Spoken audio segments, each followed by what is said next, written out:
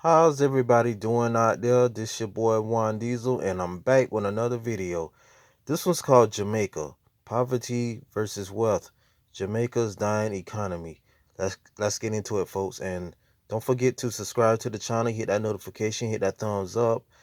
Leave a comment, share this video, share this channel. Let's get started. When it comes to wealth, Jamaica is a land of extremes. On the northern coast, home to tourism, and in the suburbs of Kingston, wealthy Jamaicans live in first-rate housing, visit shopping centers featuring the best imported goods, and enjoy an elevated standard of living. Living in such suburbs as Cherry Gardens, Arcadia Gardens, and Forest Hills, the wealthy send their children to private schools and to universities abroad. Also, they employ private security forces. Yet, not far from these wealthy enclaves, a significant number of poor Jamaicans live in squalor, with poor housing, limited food supply, and inadequate access to clean water, quality healthcare, or education. Kingston poor congregate in the slums of Trenchtown, Jonestown, Denhamtown, and many other communities where water supplies are often polluted and violent youth gangs clash with police for control of the streets.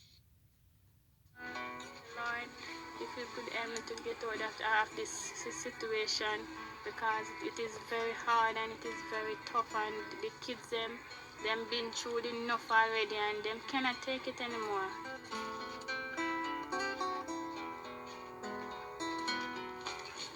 Yeah, when the rain fall, if the water come up, do this because there is no foundation.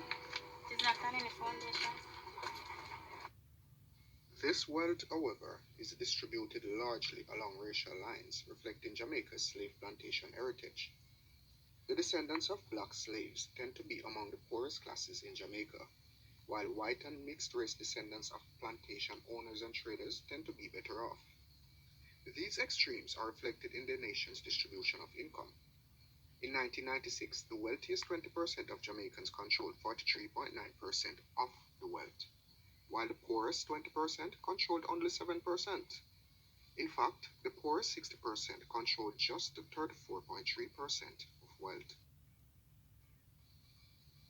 Due in large parts to the decline of services in the urban slums, the percentages of people with access to safe water has declined from 96% in 1982 to 1985 to 70% in the period from 1990 to 1996. Access to sanitation facilities has dropped from 91% to 74% in the same period. Jamaica's rural poor also face difficult circumstances, for many workers must try to grow their own crops or participate in the informal economy, in some cases the drug trade, in order to survive. Both the rural and urban poor have suffered from the long decline in the quality of social services provided to Jamaicans. Although the British built a well-developed health and education system on the island in the post-World War II years, a lack of government funding for schools and hospitals has meant that these services have declined in quality over the years. Despite this deterioration, 93% of Jamaican primary level students are enrolled in school, and a government funded healthcare system ensures that Jamaicans have access to adequate healthcare.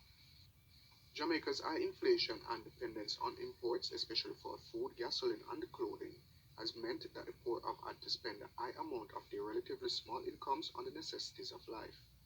Despite governmental food subsidies for the poor, similar to food stamp programs in the United States, most poor Jamaicans spend more than half their incomes on food and beverages.